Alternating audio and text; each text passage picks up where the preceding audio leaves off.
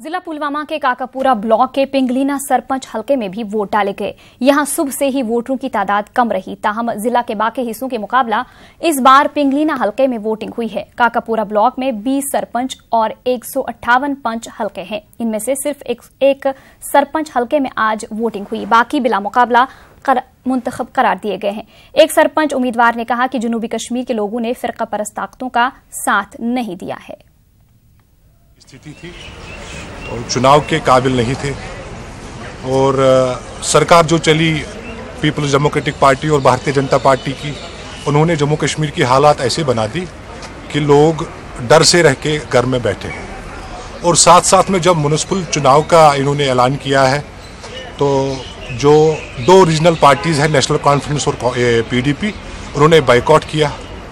और कांग्रेस का हमेशा यही मैनिफेस्टो रहा है कि सेकुलरिज्म, और साथ में जो आज पंचायती चुनाव आपको दिख रहे हैं, एक तो पूरे दक्षिण कश्मीर की हालात वैसी नहीं थी और साथ में जो भारतीय जनता पार्टी का प्रोग्राम रहा है कम्युनलिज्म को लेके।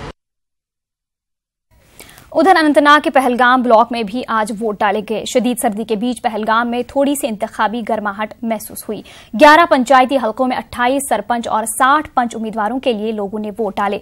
मजमूई तौर पर वोटिंग की शरह 24.82% रही। 4 सरपंच और 51 पंच बिला मुकाबला मुंतखब हुए हैं। इंतखाबात के पुरअमन और शफाफ इनकाद के लिए सिक्योरिटी के गैर मामूली इंतजाम किए गए थे। उधर इंतजामिया ने वोटिंग की शरह को इत्मीनान बख्श करार दिया है। वोटरान का कहना था कि उन्होंने पहलगाम के दूर उफ्तादा और कंडी इलाकों में तामीर तरक्की की गर्ज से अपने जमहूरी हक का इस्तेमाल किया।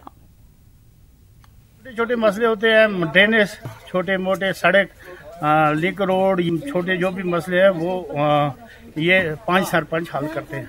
इसीलिए हम वोट डालने के लिए आ रहे हैं, क्योंकि ये पहाड़ी इलाका है, यहाँ की डेवलपमेंट बड़ी मुश्किल के साथ होती है।